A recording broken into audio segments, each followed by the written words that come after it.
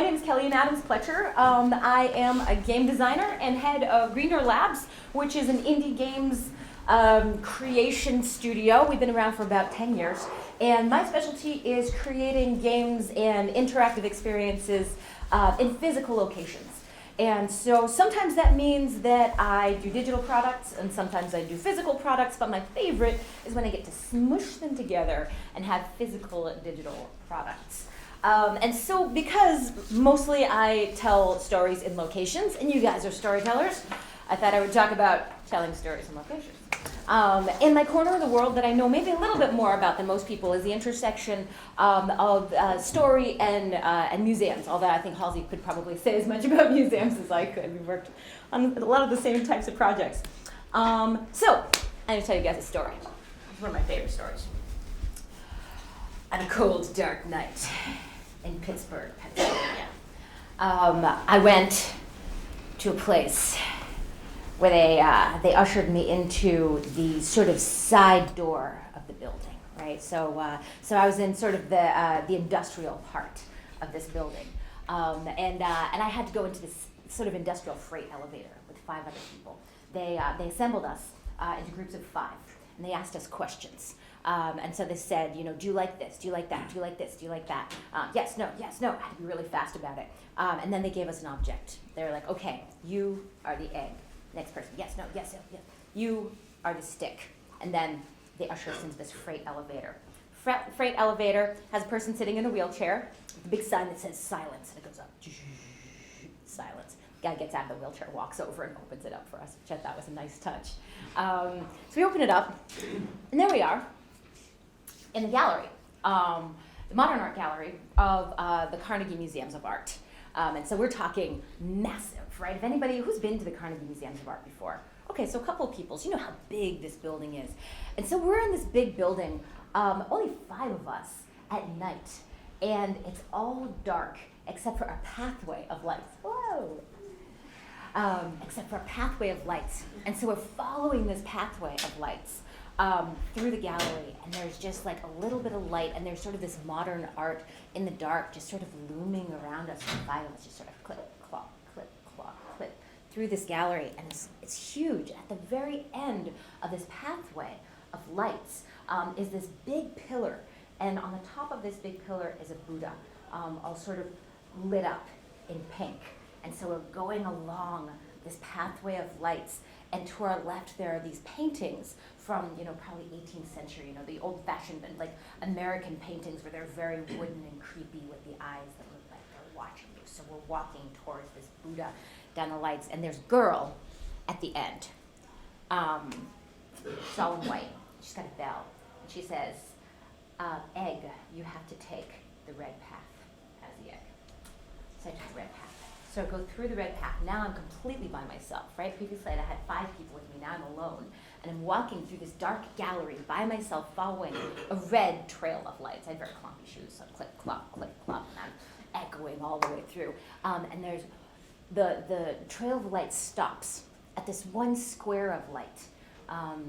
And so I go there, and there is this painting. Now, I could describe this painting to you in my sleep because I had to stand there staring at it in the dark with one light on it for probably about 5 minutes. And it made me think so much, specifically about Pittsburgh, right? Which is a city that I don't know an awful lot about. But I felt like I learned a lot about it just by looking at this particular painting, which was a painting by a Pittsburgh artist from the 1930s. Of course, it was connected to Depression era, 1920s, 1930s, which is a time period that I know a little bit about and I have done some research on. And so this was just a really beautiful piece of art for me to look at for such a long time. Then the girl with the white dress and the bell came by, rang the bell, collected me and the other 5 people, and we went on to our next location. So this production was called Dodo. It was at the Carnegie Museum of Art, and it was done by a company called Submersive Productions. And it was probably one of the most incredible museum experiences I've ever had. It was talking about decay. and it was talking about preservation, which of course is a big deal for the world of museums. Because of course the sad fact of all this is that here we are, 30 human forms and lots of objects that will outlive us, right? Probably everything in this room will outlive us. Everything we're wearing, everything we touch. Most likely our glasses and our forks will outlive us. These things were made to last and we were not. And it is up to museums to decide which of these are important enough to keep for posterity. Which ones do we tell the stories of? Which ones are not worth telling the stories of? And that is a fascinating political question because it changes, right? So when museums were created, essentially, turn of the century, like in the United States it was, more turn of the century, but in Europe we had sort of these wondercomers from 400 years ago, and it was mostly what's important to Christian white guys, right? The wealthy Christian white guys. That's changing now. And so Dodo was talking about that. What do we keep? What's going to decay? What's important? Why is it important? Most importantly, why do we care? Right? And so they took us into corners of this museum that we would never have thought to go to otherwise. We had to go into sort of the storage collection basement, where of course they've got the really nice parts of the storage collection basement where everything is categorized and looks really good and modern. And then they have the parts that are from 1850, where they're just sort of these wrapped paper packages. We went into the natural history part of the museum, where we get to see animal carcasses that have been preserved. And we even went into the rafters. So they took us way up, actually into the attic of the Carnegie Mellon Museums, where we found these birds, so to speak. We had these two actors who sang us songs and twittered, and it was wonderful. They piped in the sounds of birds while we were up there. It didn't feel legal at all. It did not feel like we should have been up there. We should have had to, sign some sort of waiver. We also had to go into the basement where you could really see the functioning of the building, which was such a cool experience. You don't really get to see the guts of a museum, but this was all part of this production. And they had a beautiful melding of actors and museum professionals. And so they actually took the museum educators, scientists, curators, and they talked about the work that they did. In my track, and everybody went on kind of a different track, in my track, I got to talk to a, what do you call it? He had dead birds, and he was taxidermist. We talked to a professional museum taxidermist. And he was there with arsenic, and he was cleaning a bird while he talked to us in his office. And then, after he cleaned a bird, we got to go into the back stacks and see all of these just reams and reams of dead birds that they had back there. Because in order to catalog each of these different animals, they can't just have one specimen of it. So they have to have they've got 150 snowy owls, every single variation on this animal. They have just in drawers and drawers of dead birds.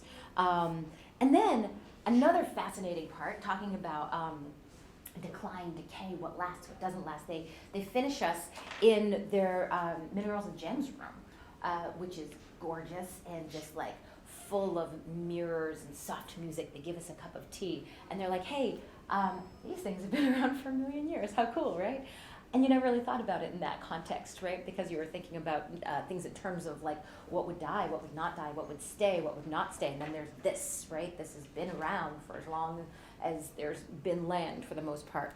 And so I bring up that story because I think that it's a way that people don't expect to experience museums. It's a way that they don't think that museums are willing to engage people, but museums are storytellers, and they care about these objects, and they want us to care about these objects too. And their stories always relate to something real. So it's either going to be a social construct or some physical object or something that happened in history, or it's going to be science, but they like talking about real things. And it's almost always in a physical space, right? Because it's a museum. And so that's sort of the burden that they bear, is that museums generally happen in physical spaces and are often about preserving physical objects. So, 2 seconds, who am I? So my name is Kellian, and my company, Green Door Labs, indie games company, we started probably about, 10, 12 years ago, somewhere around there. And I've been building games mostly for museums ever since. First game that I ever built for a museum was Murder at the Met with the Metropolitan Museum of Art. No pressure, right? Have you played it? No, I haven't played it. Okay, you know, yay! It's a beautiful museum. Working with the Met is a challenge in its own special way. They are very wound up, but it was a beautiful. They are. The Smithsonian is not, honestly. Like I've done a couple of games with the Smithsonian, and it's just a very different way of approaching things. Yeah, I mean, so these are really fun games. 10, 12 years ago, the way that everybody wanted to build games was mobile, right? So everybody was like, okay, we're going to have interaction in the galleries. It's going to be mobile. It has to be mobile. Now we're moving into sort of this post-digital age where we're doing a lot of these immersive interactive installations. So over here is Club Drosselmeyer, which is my baby, and will be coming out in a month now, and you should all come. That is an interactive Nutcracker and Swing Time. These productions where we're able to tell immersive interactive stories with digital elements that augment what we're already doing rather than take over the whole experience, sort of these post-digital experiences. But let's talk a little bit about museums. Is anybody here a museums professional? Yeah, great. So do you work in an institution around here? We produce games and installations for museums. Oh, fantastic. Oh, excellent. Oh, which one? I might know you guys. Northern Light Production. Northern Light, okay, yes, excellent. So if I say anything wrong, you guys keep me honest. But there's a lot of misconceptions about who museums are and how to work with them, if you want to work with them. First thing to sort of remember is that museums, there's a lot of them. And there's a lot of different types of museums. We always think about the big ones. We think about, Museum of Science, Boston Children's Museum, MFA, Isabella Stewart Gardner Museum. These are big, beautiful, wonderful museums, but in fact there are more small house museums than there are these big institutions. In fact, Trustees of the Reservation alone owns 350 properties across the state of Massachusetts. Right, so 350 properties in Massachusetts. We're not even talking about like broader New England. And so when you start going into something like historic New England, right, or Strawberry Bank, right, the number of properties that they're trying to both preserve and interpret at the same time is extremely large. I think they said over 400,000 people work at museums in the United States. So it's maybe a larger industry than a lot of people are thinking about. I always think this is really interesting.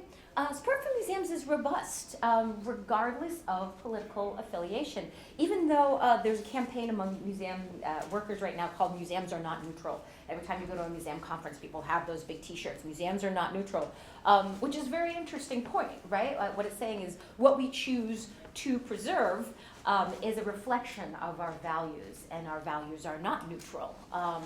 So despite the fact that museums do very often lean liberal, they have support sort of across the political spectrum. So that's really sort of a nice way that we could potentially come together. History of museums, you guys probably know a little bit about this. It was originally the Wunderkammer, the Cabinets of Wonder, or the Wonder Rooms. I love that the nexus of museums, that the initial idea about museums was wonder, right? Like to the point where we used to call it a wonder room. And they were created initially by wealthy white Christian men in Europe who would go travel and they had stuff. And they would say, oh, we got all this stuff. We're going to put this in a room so everybody can see all the cool stuff that we've come up with. And it's objects, generally. Generally, people like to display objects. But the concept has grown, and now it's like any objects, right? And so again, this idea of there are art museums that everybody thinks about, science museums that everybody thinks about, but there's just a huge number of small museums that have things like broken relationships, bananas, lunch boxes. Has anybody been to the Umbrella Cover Museum up in Peaks Island? I mean, it's pretty excellent. Not Umbrella Museum, but umbrella covers. There's a museum for that at Peaks Island, Maine, probably right outside of Portland. Yeah, so anything that you're interested in, there's a museum about it. And there's something just kind of wonderful about putting all of these objects together. And also, deciding which ones go in, which ones go out. One of my favorite stories, when I was a kid, has anybody ever been to the Smithsonian Museum of American History? Yeah, okay, so a lot of people have. Has anybody ever seen Archie Bunker's chair? Yeah? Yeah, are half of, is anybody here like, who the hell is Archie Bunker? Yeah, because at one point, so it was a TV show from the 70s, a terrible TV show about this just awful, grumpy, racist old man. And it was really funny to people in the 70s, and it's irrelevant now, right? Like, it is not something that has stood the test of time. And they had to figure out, they used to have 2 chairs in there. They had Archie and Edith's chair, and then they had to remove one of the chairs. And I don't know how much longer the chair is going to make it in there, right? Because it's like, what the hell is it? It's, nobody even knows what it is anymore. So this idea of what you put in and what you take out and how it's sort of a breathing collection. Kermit's always in there. And it's always the question of how long can he stay, right? Every time the Muppets are rebooted, it's like, okay, Kermit's got another 50 years in there. Museums have 2 missions, and they're often at odds with one another, to preserve and to educate. There are 2 ways to do museums. One is that you can have a collection institution. Joseph Henry was the original president of the Smithsonian. He wanted a collecting institution. He wanted an academic collecting institution. Most museums have .edu at the end of their email addresses because they consider themselves research institutions and academic institutions. Spencer Fullerton Beard here was the 2nd president of the Smithsonian, and the 2 of them were totally at odds, and it's just such a delightful story. I think I even had another, yeah. Because they really defined what museums were going to be in the United States. Joseph Henry said that the Smithsonian should just collect all the information that it possibly could about specimens in the United States, right? So at that point, they were collecting things that hadn't really been seen before. They were still traveling west, and so they were finding plants and animals and weather patterns, and this is the mid 1800s. These things. Arizona had not really been explored very much, and so they were just bringing back bottles essentially of stuff, of animals, and they were storing them there. Side note. They were all full of alcohol, which made the Smithsonian Castle just like a time bomb, right? And it did actually catch on fire. And then all of the firemen, they came in and they realized that everything was preserved in alcohol. And so they decided they were going to drink some of it. And so while the firemen came in, I know, this is a true story, I couldn't make this up. They came in and they drank all of the alcohol, but it was preserving alcohol, so they all got sick. And so that's one of the reasons why the Smithsonian Castle burned to the ground essentially in the 1860s, because there was a fire and there were just big pockets of flammable alcohol, and then the firemen came in and they were like, oh, good idea. So, side note. Anyways, Spencer Fullerton Beard, he was an educator. So he thought that the Smithsonian should not be used to just keep these objects and write about them. He thought that people should be able to come to the space and see them. They both had really interesting points, because at that point, Washington, D.C. was essentially a swamp. It was dangerous, right? Because it was hard to get anywhere, and there were lots of mosquitoes, and it was unpleasant almost all of the time. And so Joseph Henry was like, why do we want everybody to come here, right? Nobody's going to be able to make it to Washington, D.C. We should be doing publications and sending those out across the United States so that people can start to learn more about these things that we're collecting. Spencer Fullerton Beard, instead, he made it more of a dormitory and had all of the scientists from across the country collect things, bring them to the Smithsonian, hang out there for years and write their books while they lived at the Smithsonian. So anyways, I love the story between these 2. It was a very, very interesting dichotomy. You should read about it if you get a chance. What do museums care about? A lot of people think that museums care about visitor numbers, that is the most important thing for museums. When I first started working with museums, I was an educator, but I was a middle school educator, and so when I left K-12 and decided that I was going to work with museums, what I heard a lot was oh, this can increase foot traffic, that can increase foot traffic. But in fact, foot traffic for museums is extremely expensive, right? So if you get 200 4th graders, or even worse, college kids that are never going to come back, but need to be watched and they're rather destructive, then that is actually more expensive for a museum than one family that is going to donate some money and bring their children quietly to the museum every year. Yeah, so they do want foot traffic, but maybe not as much as you'd think. Only 27% of museum income is earned from actual ticket sales. And you'll find that a lot of museums have been experimenting with just not having ticket sales recently. They're like, you know what, we've got enough money from our endowment. If we increase our endowment and our membership, then we can just let everything be free and not have to worry about ticket sales. Hasn't really turned out the way I think that people expected. That was an experiment made about 5 years ago. It didn't get the increased visitorship. That was the problem. It wasn't necessarily a dip in income. It was that when people pay for things, they value them. And so they expected a larger increase in visitorship because the barriers to entry were so much lower. But instead, people were like, oh, that's just a free museum. And it didn't actually increase their visitorship the way they expected. Let's see. Oh, go that away. Do they care about money? People tend to think that museums have a lot of money.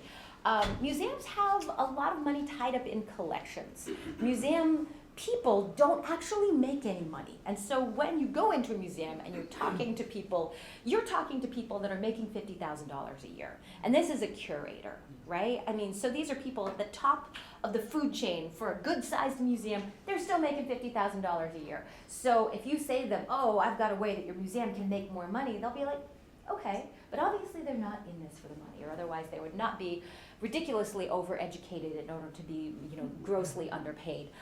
This was from, I think, this was from 2009.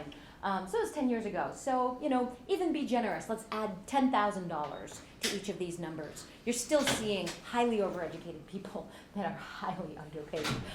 Almost everybody who works with museums has at least a master's degree. And we're talking right down to like your tour guide educators, So when you go into the Boston Museum of Science, you maybe get a couple of kids that are sort of, doing this for an internship.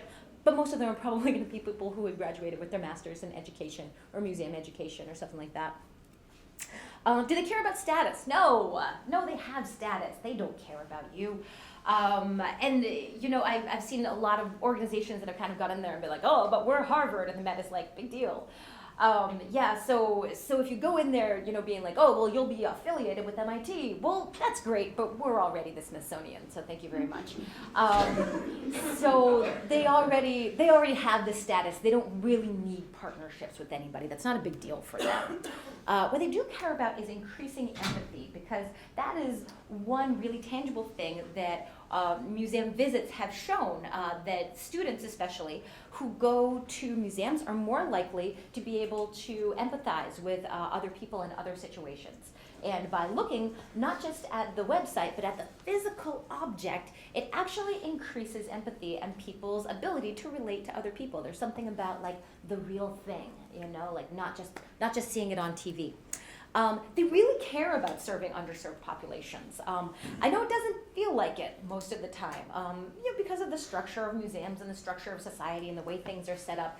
But we go to these museum conferences, and a lot of these talks are like, oh, how do we reach people that we haven't reached before? It's a big discussion. It's something they have a hard time doing just because of the structure of the system and everything around it. But it is something that's important to them. And they care about engagement, right? These things matter to them. They are willing to be overeducated and underpaid because they believe that objects are magic and that objects matter and that they're worth saving. And so they want to engage people and have people interacting with these objects. So not just sort of a drive-by, like, oh, yep, that's a pretty thing. They're not crazy about the photos and the tags and stuff like that. It's more something they put up with. They want people actually talking about their pieces and thinking about how it relates to their lives personally. Again, these places, they just kind of exude something that is important. So many people have decided for whatever reason that these ones are important enough to save, right? We're going to put millions of dollars in these ones. And so the decisions that go into figuring out which ones are important enough and getting everybody behind that is a really fascinating one. So I'm going to talk a little bit about museum technology. So I'll buzz through and talk about different methods that museums have used to try and share that idea that the pieces in their collection are important and relevant. First one, 2013, this was a big deal in the museums world. I would say that we are currently in the post-digital age, 2013 really was not, at least in the museums world, where Cleveland Museum of Art, they decided they were going to take over a whole wall, and they called it Gallery One. It's probably one of the most expensive installations, interpretive installations that a museum has ever created.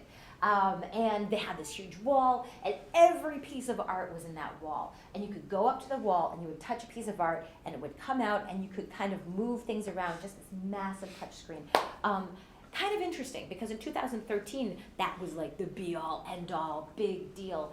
Now it kind of, 2019, that's 6 years ago, it's starting to go in the direction of like, oh, isn't that shiny? Like, oh, big shiny pictures, but what's it for? Touch tables started to be a big deal in 2014 because we wanted to use technology to increase collaboration, right? So there were a lot of like games and activities where you had to sort of work together, and this was kind of a nice one. Future Energy Chicago, this you created these things on this touch table, and then it projected the results on a sort of a big board, so you could work together with your different friends and see what it is that you came up with. This is my favorite.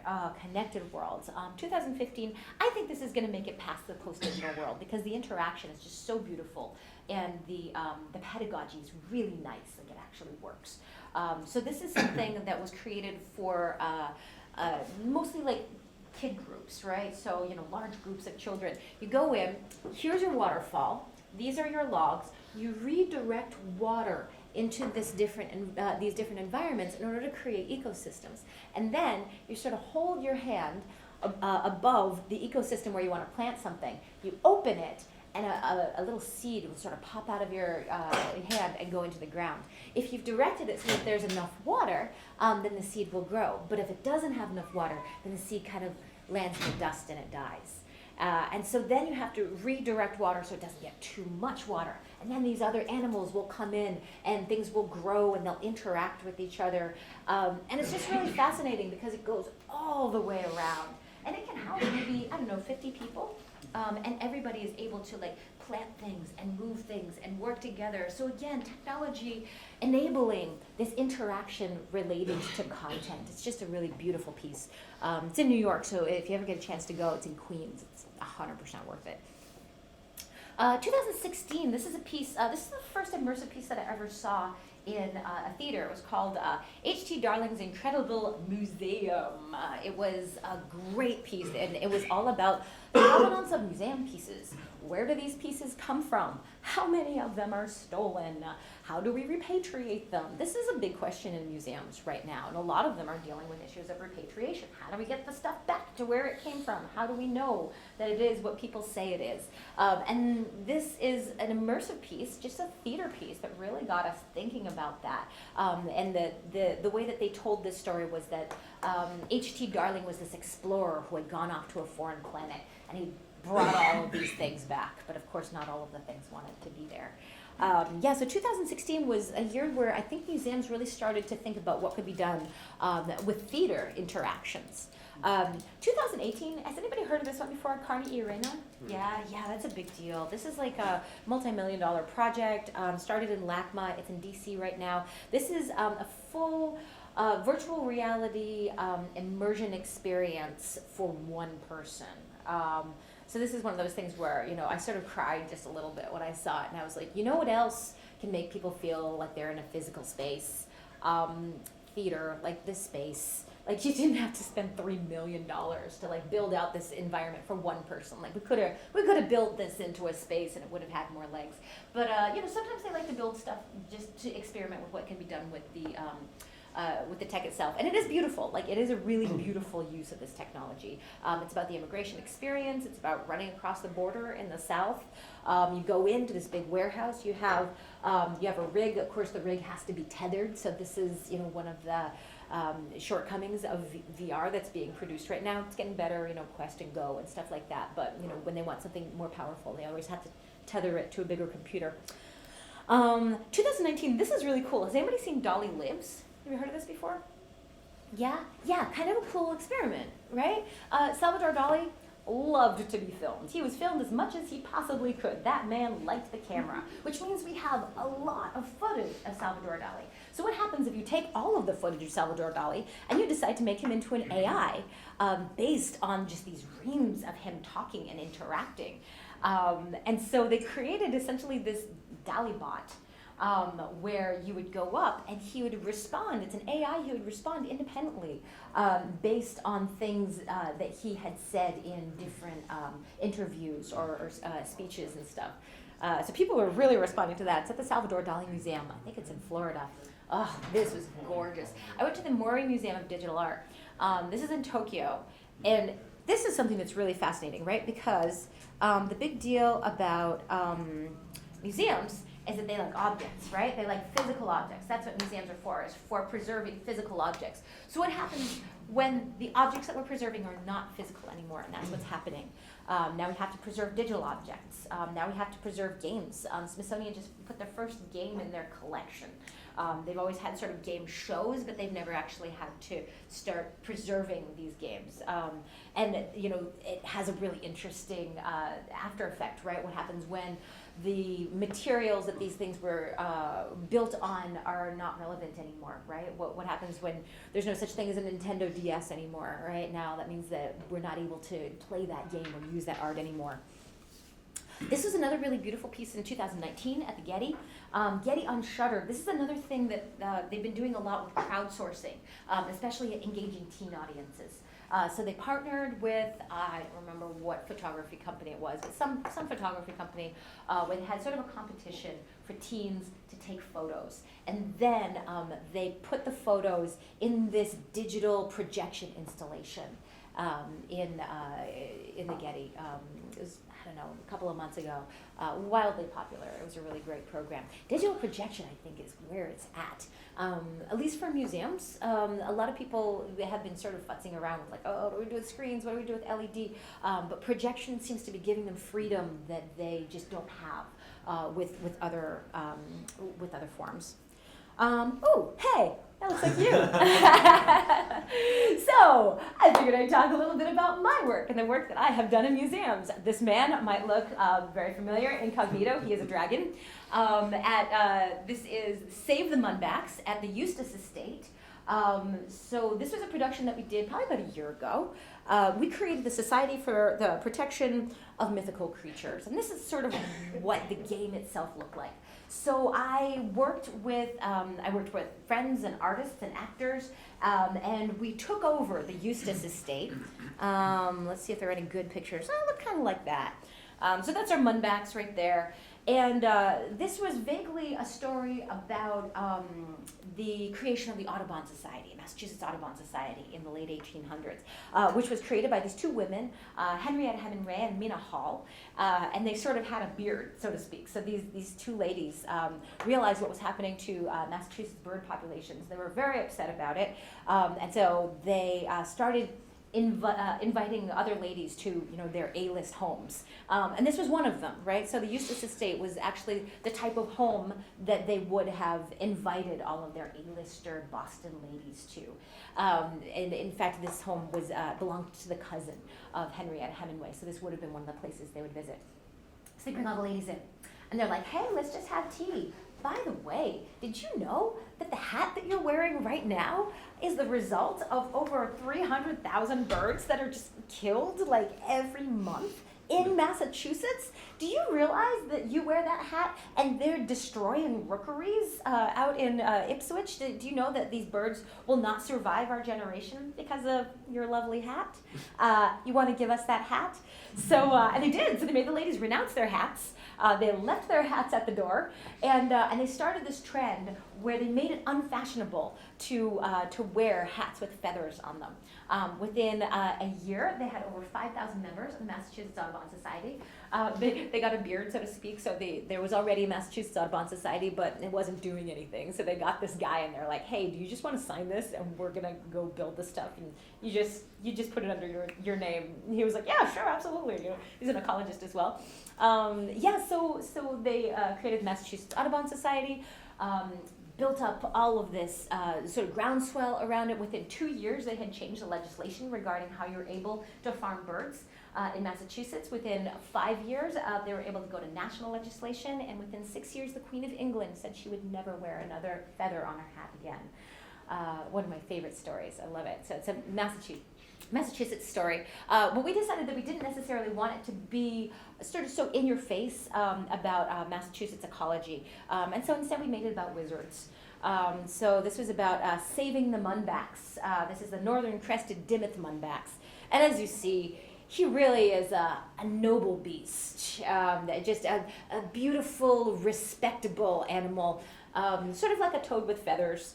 And so we created this installation for 80 people at any given time, and there were monsters all around the room, or all around the house. We had full run of the estate, and you had to do different experiments to figure out why the Munbacks was sick. We thought something might have been poisoning his food supply, so you had to do some chemistry in one place. And there was another place where you had to figure out what the ingredients were in the potions that you could create. You had to identify different plants. It was actually a lot of science education. We had chemistry and dichotomous charts. You had to write poems, so that was really fun. So this is everybody deciding which spell they have to create in order to reduce the number of mugwort plants by having, I forget which magical creature it was that ate them, but we decided that one of our magical creatures would eat them. We could balance the ecology and get the Munbacks back. So that was one of my all-time favorites about a year ago. We might do it again in August, I think. So so keep an eye out. Smithsonian. I love working with the Smithsonian. They just have so much good stuff. It's just a treasure trove of surprises. So we created the Megatherium Club with the Smithsonian Castle. And it was sort of an interactive fictional story based on the true history of Smithsonian in the 1960s. Again, that's why I know a little bit about Beard versus Henry, because Beard created this sort of club that he used to call the Megatherium Club, and it was all these young scientists in their 20s that go out on their expeditions. They would come back, they would have sack races, they would drink beer, they would serenade the president's daughter from the windows. I mean, they were quite the crew. And so we decided that we were going to create an escape room inside the Smithsonian Castle related to the Megatherium Club. We decided that there was a hidden dragon that they had brought back from one of their expeditions, and you had to figure out where it was. So it looked kind of like this. This was digital physical. When you create escape rooms in museums, you almost always have to create some sort of a digital element because otherwise it's just really hard to keep track of everything. Spaces are big. You usually can't move anything.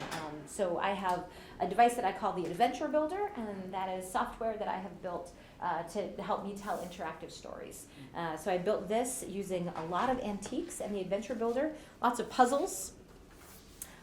This was for the Smithsonian Team Docent group. So they actually got their team docents together, and they're like, hey guys, what do you want to do this summer? And they're like, we want an escape room. And so they pulled me on, and I helped these teens create the escape room, and then the teens were the ones who worked as the GMs. So we were full all summer for that one. It was really fun. So, and we got some great responses. Escape rooms. Who's played an escape room before? Yeah? Okay, good. A number of people. If you have not played an escape room, number one, they do not lock you in anything. Like, that is some strange, urban myth. I don't know where it came from, but you're not locked in because it's America and there are fire codes. And so you're in a room, much like we're in a room here. And you should do it because it's an interesting way of telling a story using objects and puzzles. Some are better at storytelling than others, but one thing it's really good at is encouraging people to collaborate. And it's especially good at reaching out to this sticky demographic right here who does not want to hang out with us, right? You're 16 years old, you could care less about hanging out with me, old lady. But if I have something cool to do, then they're maybe a little bit more likely to do it. And we saw that in the responses.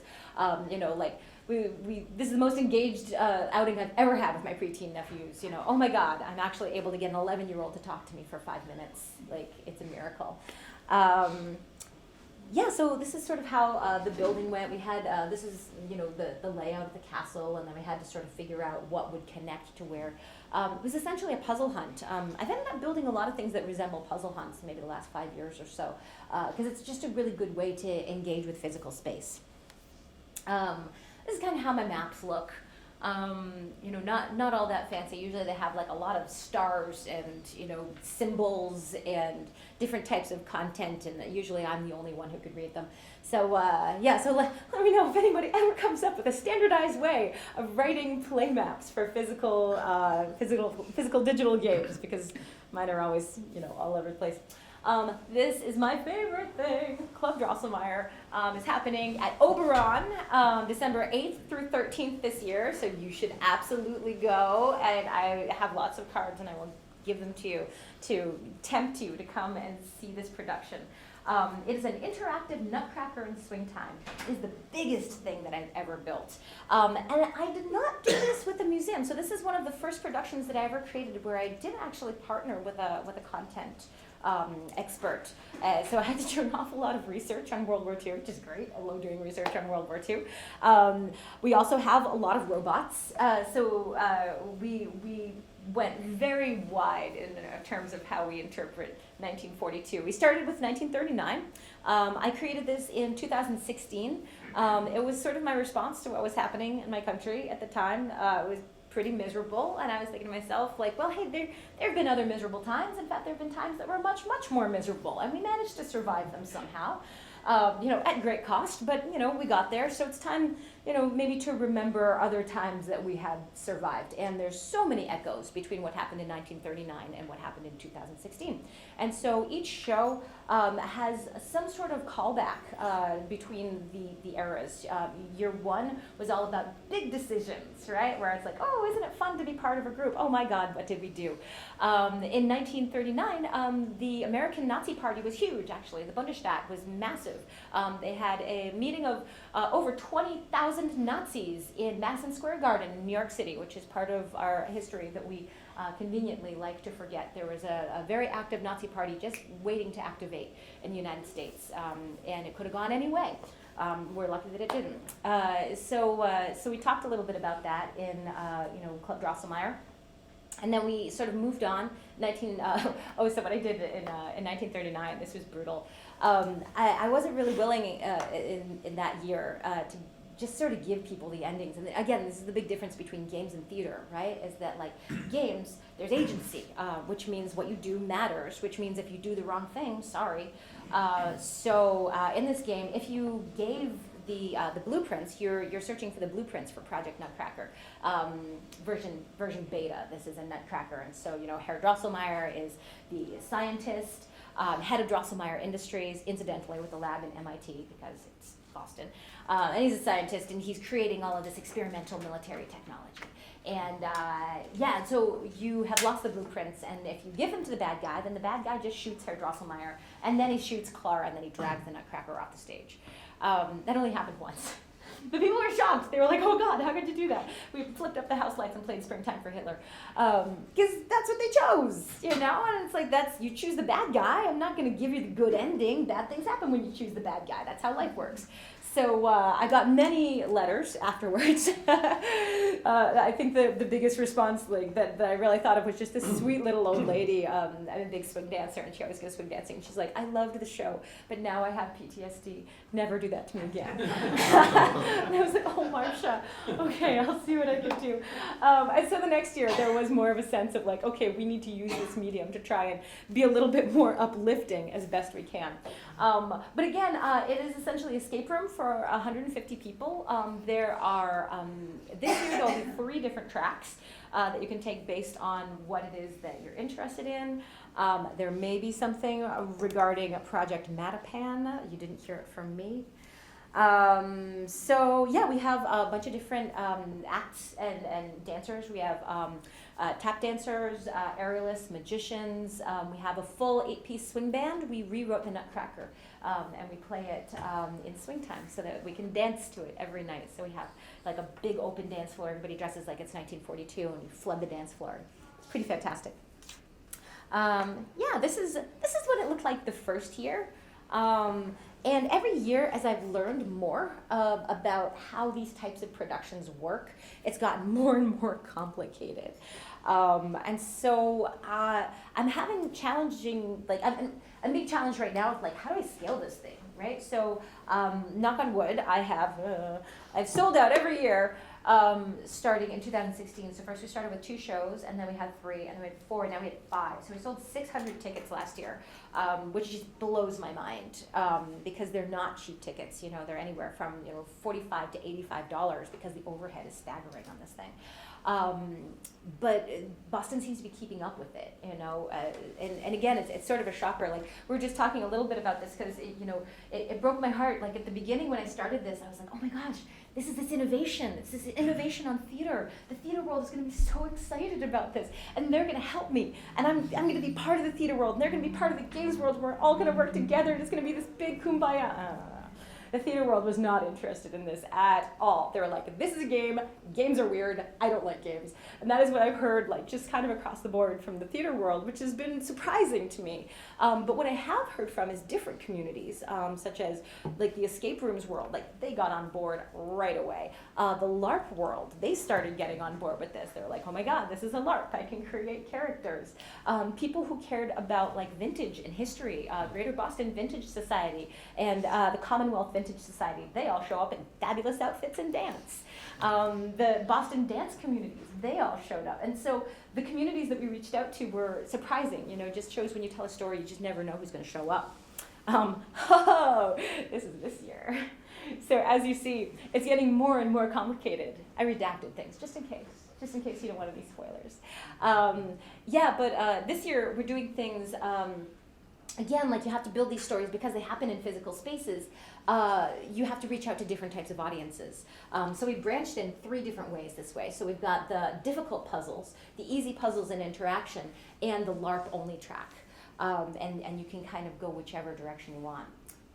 Nice part about this show too is that you don't really have to do anything. Like if you want, you can just kind of show up and drink and look fabulous and listen to a good band. How am I doing for time? Yeah, about 20 seconds. Yeah. All right. So a couple other things that I'll talk briefly about. Like I was talking about, right now what we're facing in museums is sort of this post-digital age, where 10 years ago it was really cool if you had an app. Now you better have an app, right? And museums are really facing this crunch because previously these things that were just cool, weird things are things that they're expected to have in their department, right? And these are departments that were created 10, 15 years ago, and they largely had the same budget that they had 10, 15 years ago, right? So in 2008, 2010, of course everybody already had an audio guide, but all right, so now we've just got to get a website. We've got to get a good website. Well, now it needs to be a responsive website. Now it needs to be updated all the time with your current information. And you also have to have an app. And that app also has to be iOS, and it has to be Android. And it has to be most likely mobile web as well, right? And updated all the time. You need digital archives, right? Didn't really have that before. They used to just have the physical archives, and it was a big deal if somebody had digital archives. They're like, yeah, we're working on a digital archive.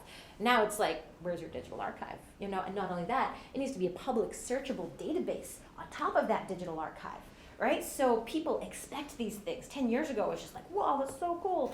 Now, like, you better have this stuff or else. Online ticketing seems like such a small thing, right? But these are organizations that for literally 150 years have had a ticket booth, and somebody just, writing things out. Now they have to find a digital way to have tickets. Social media, right? Like, what is that? What happens if you say the wrong thing? And they do sometimes, right? They need to have somebody that actually knows how to run that.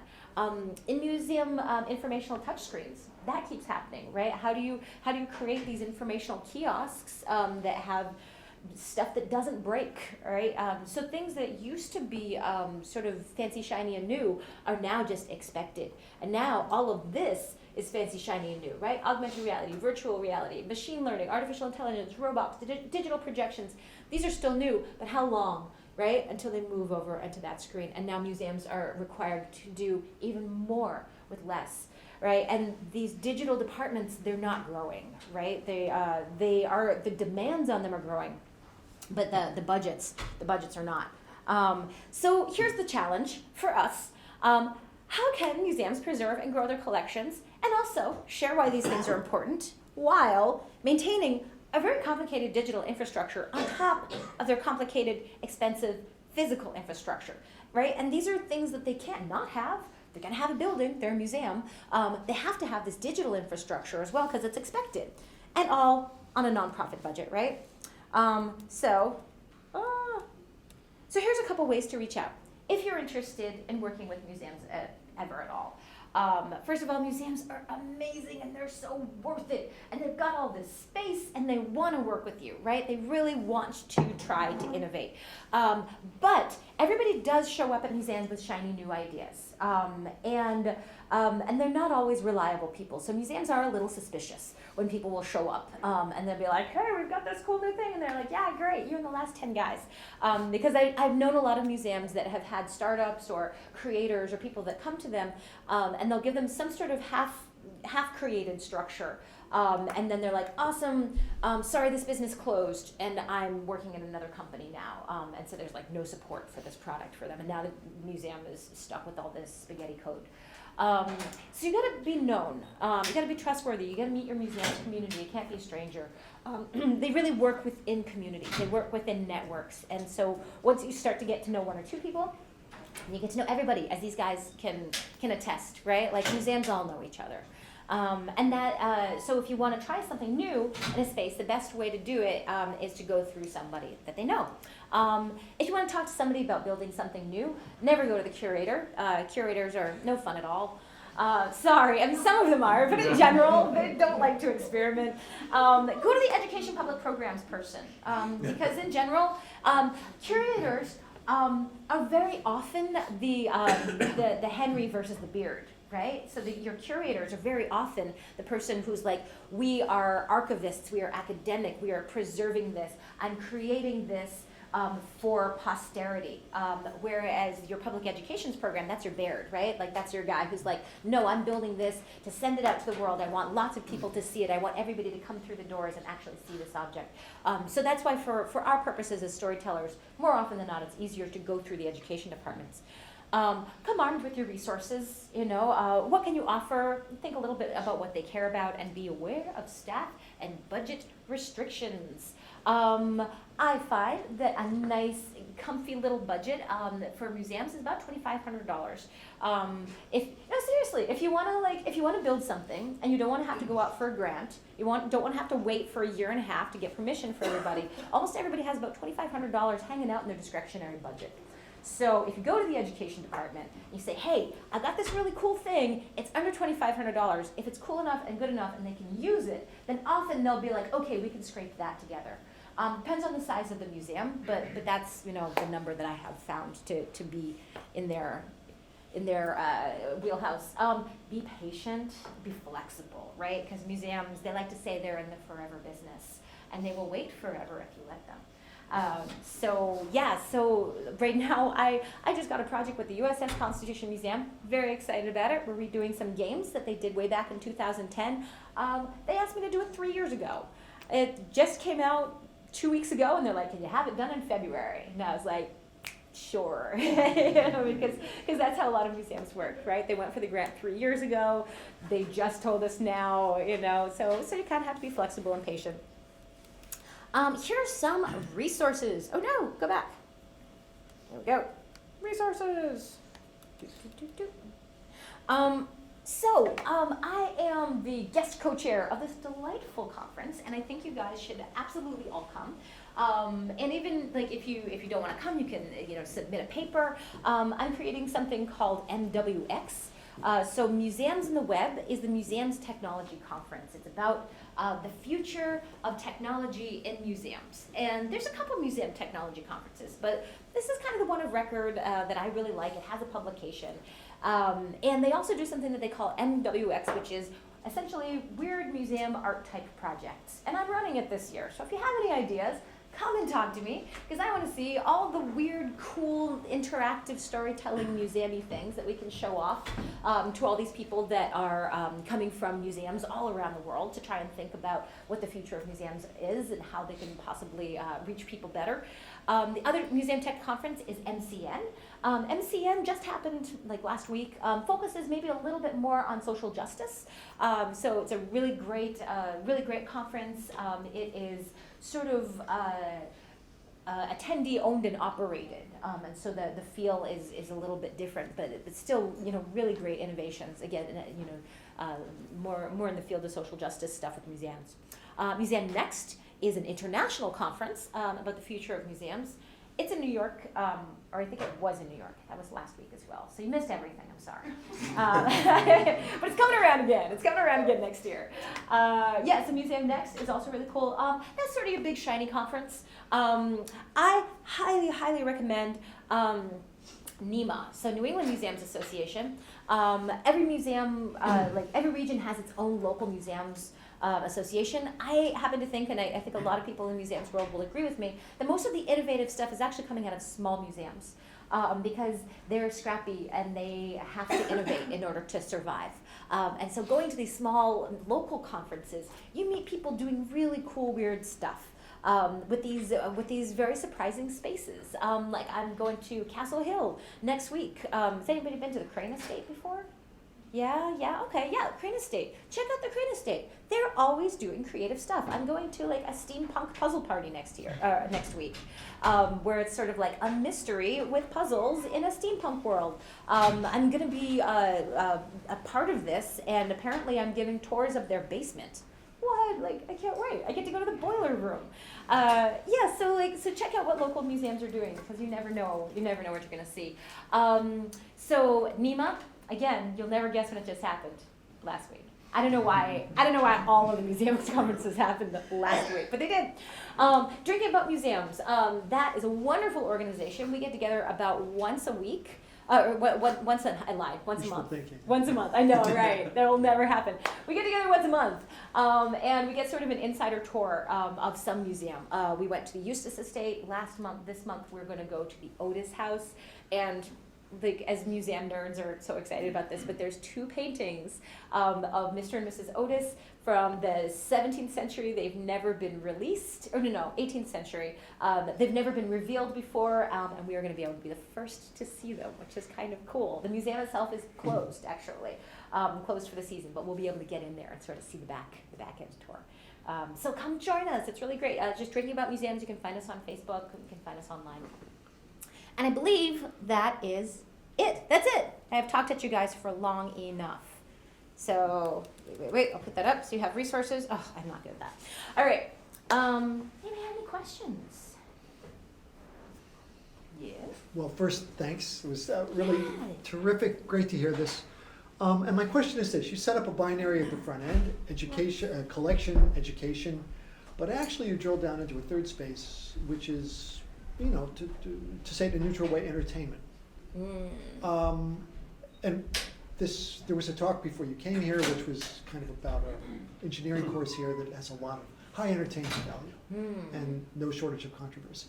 So that's the question. How does that balance work? Is that up to a meter, or does the client, the museum, have expectation? How does that work? Yeah, so the museum definitely has expectations, and if they don't, then I make sure they do, right? So first thing I do before I go into any museum is I always make them write down goals, resources, restrictions, right? So like, what are our design parameters? But the most important thing to get at the very beginning is what we want. Right, and sometimes they'll have very specific learning outcomes that they want, and so I'll want to try and see if I can get those learning outcomes with whatever it is that we do. But before I forget this, if you're interested in museums and education or and entertainment, you should totally check out the Boston Tea Party Museum. Has anybody been to the Boston Tea Party Museum before? A couple of people. Fascinating. Okay, so that museum is like total controversy in the museum's world because it is not a museum. It is not accredited. It is a theme park. Nobody on the ship is trained in any sort of museum like education. They have borrowed a couple of their pieces. I think they've got two pieces from Old North Church. One of them, the provenance is a little weird. We're not sure about that. They've got a vial of liquid from 200 years ago. Really? Really? A liquid survived from 2,000 years ago? Or 200 years ago? Yeah, usually you get like tea leaves. You don't usually get like liquid, because liquid doesn't last 200 years. Yeah, so that's a perfect example of where sort of entertainment and museums. Oh, it left. I don't know if you need it anymore. No? All right. Yeah, so that's a kind of a perfect example of where museums and entertainment kind of come together. So check out the Boston Tea Party Museum. Tell me what you think. Another one that might be interesting to check out is the National World War II Museum. So the National World War II Museum is this massive museum. It's in New Orleans. It was largely funded by Tom Hanks. It is an accredited museum, but it's not an academic museum. And when you go in there, first of all, it's like 5 stories tall. They do not try to give an objective approach to World War II. They don't try and get in the heads of what people are doing in Germany or Italy or Japan. They all tell the entire story from the American perspective, unapologetically. Accurately, in terms of what the American perspective was. They've got a lot of content, they've got a ton of objects, but it's obviously they're going for type, right? You know, like they're reaching out to a very specific market, they're bordering on entertainment, but they're still accredited, you know, so they're skating that line very, very thin. They have like a 4D, what do they call it, 4G, like the big, like Disneyland Muppets kind of like movie thing that they do, where they do a movie and then like blow air at your feet and stuff like that. Yeah, it's like, you know, 3D and you wear your glasses and stuff like that. Yeah, so the more... So how do you balance it with your work? Say an escape room meets the museum, and sure. How do you broker that balance? Sure. For me, as long as I have educational goals, and as long as I can meet them, then anything else goes, as far as I'm concerned. You know, so and that's why I really want that. I mean, as a former teacher, students will be able to is very important to me, right? And so, like, I really drill down before I start something. Like, what do you actually want people leaving this with? You know, like, you know, for Boston Children's Museum, it was very simple. It was like students will be able to tell the difference. They will be able to know that Asia is not a country.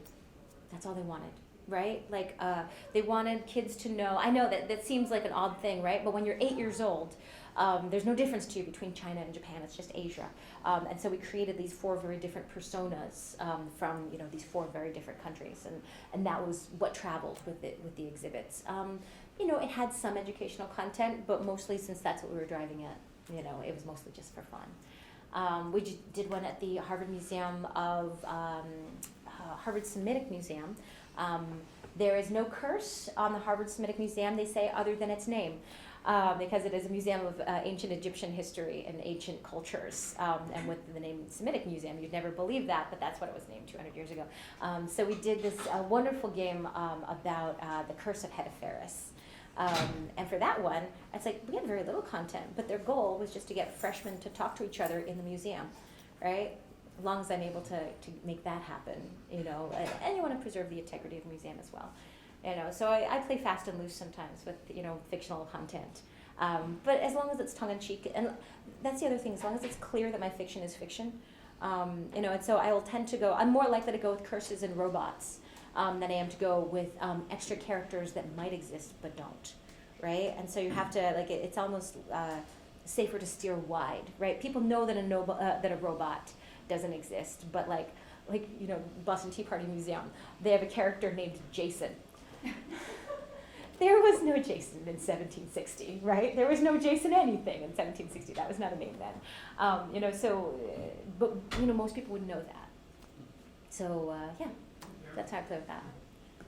Yeah. Curious, because you were talking about all these kind of new experiences that are kind of in motion or kind of approaching space in the museum in a different way, right? That you showed in the beginning. Yeah. Do you know of examples of museums or museum-like kind of institutions that are not even confined to a building, you know, that are kind of, you know, more distributed or outdoors or in the city or, you know, things like that? I can tell you some that closed. They don't do very well for whatever reason. Yeah, so the Boston Architectural Center used to have a couple of different physical spaces, and they just kind of moved around. They're like, oh, we're a mobile museum. There was a museum of food that had the same idea. It was like, oh, we're just in a couple different places, you know, we're a pop-up museum. I don't know, can you guys think of any others I- There's the Smithsonian's museums on Main Street. Oh, that's right, but they're connected to Yeah, Yeah. absolutely, there's the smaller part of it. Yeah. They're a part of the Smithsonian that takes small exhibitions and brings them to different parts of the country, but, so, in and of themselves, they are kind of fitting into that category, but of course, I don't think without the support of the Smithsonian's name, that they would be able to survive for all of that. Yeah, there are a couple other museums that do that too, right? That they have like little satellite pop-ups and stuff.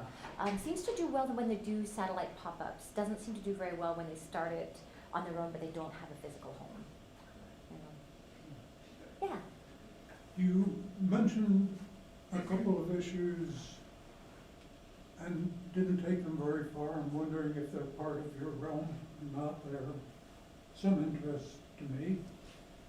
Museums are not neutral.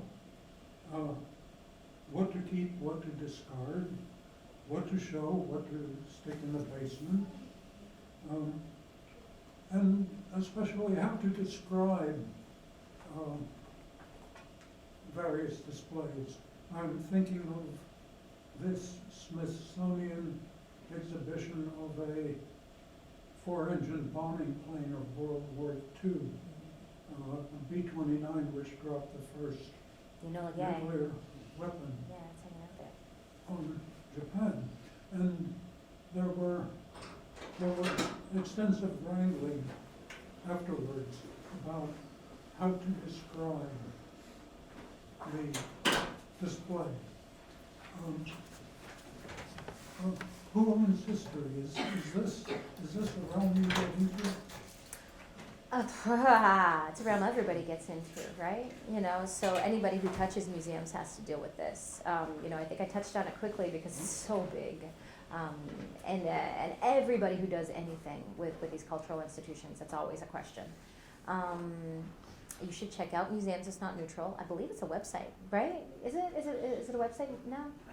There's some stuff on the web. Yeah, I don't know. .org, It's a movement, especially among younger museum professionals right now.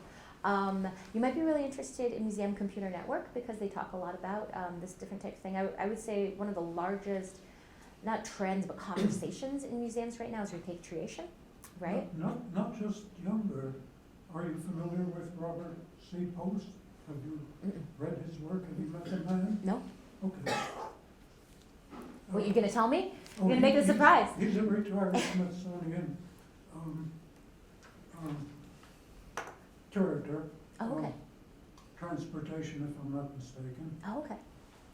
Cool, and he was very concerned about these things and he's written about them? Oh, yes. Oh, well, we should check it out. His early works are all historical. His later work addresses some of these questions very neatly. He's a good writer. Excellent. All right, I'll check him out. Robert C. Post. So, yeah, I mean, it's a huge question, and there's a lot of writing about it. Do you have a question? Yeah, so I was gonna ask, kind of calling back to when you mentioned kind of the significance or the salience of the physicality of the objects, but then also what happens when kind of time and circumstance renders the medium, inviolable at any point. I'm kind of wondering what your perspective is on where in the conversation of repatriation digital technologies kind of is right now, emerging technologies, where in the future it may go. It's a good question, right? So one of the most interesting things that, this is a random story, something that happened to me, but that kind of talks about those two things. So I did a project for the Peabody Essex Museum. I built a game for them, and it was in their exhibit called Play. And so Playtime was a great exhibit, and it was all about how people play with stuff. And so we designed a game that talked about your virtual selves, avatars, versus IRL profiles, right? So what do you choose to be your avatar? What do you choose to be your digital self? And is there any correlation? Sometimes people have tells that they aren't paying any attention to. Right? Sometimes people know things about you that you don't know about yourself. So would you create an avatar that gave markers or clues as to who you are, even if you think you're trying to do something that's very, very different? So we created this game whereby you would create your own avatar. And then after you created the avatar, then you would give whatever pieces of information you wanted about yourself. Just, drag and drop 5 different things about your IRL personality. And then the game was that you had to guess, you had to match them up, right? So which IRL profiles were related to which avatars. And so you go through these things, and it was surprisingly hard to do. And it was light and funny. Like if you got it, then the screen would explode with Yoda heads, But it was, it was kind of a fun question, right? Like, what tells do people have? What do they not have? We have the data, and so I really wanted to run the data on it, right? Like, were there specific IRL markers that people would give themselves that made them more or less likely that others would be able to guess their avatars? And so I went to the opening of this exhibition. Big deal. I'd never been to an opening of an exhibit before. I showed up in jean and t-shirts, just life information. People show up in tuxes to exhibit openings. I didn't know. Now you know. Never show up to an exhibit opening in jeans. So I'm there, and I'm talking to people. It's just about this thing, but my piece was interpretation, right? So this was just interpretation. It was, in fact, interpreting one other particular piece. With two, in fact. So it took like images from one piece and concepts from another one, from another artist whose name I'm totally going to forget. But she was like she's a game artist, and she had a piece in there. So she's an artist, I'm an interpreter, but we both have two pieces in there. She got to pay a lot more for her piece than I did, I'll tell you that. But people kept coming up to me and asking, oh, is this your piece? Are you one of the artists?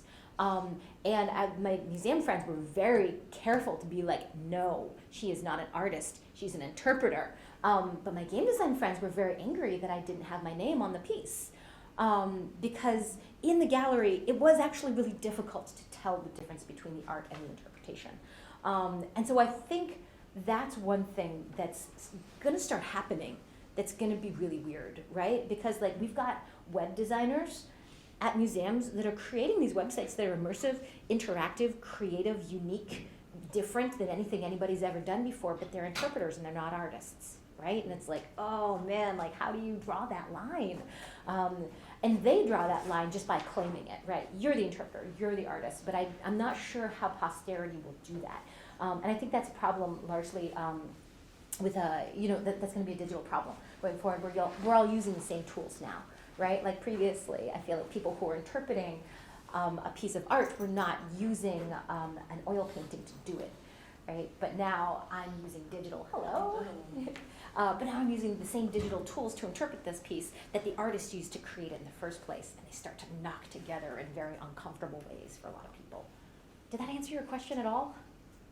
I think I was wondering more about, I guess, kind of the broader impact of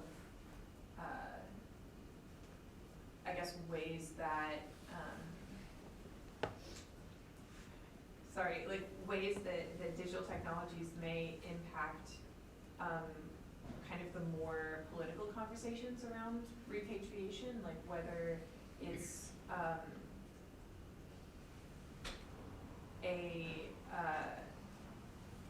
So how does social media affect how people see repatriation, that type of thing? Well, I think more like how does the way that digital technologies allow us to have a more immersive experience, or kind of a more just realistic experience, impact the conversation about whether repatriation should happen, what the timeline looks like, how that's kind of impacting the idea of where things need to go back to and why. Does that make sense? Yeah, kind of, but I have no information to give you. I'm so sorry. No worries. Yeah, repatriation is a big and sticky conversation, and it is not my wheelhouse.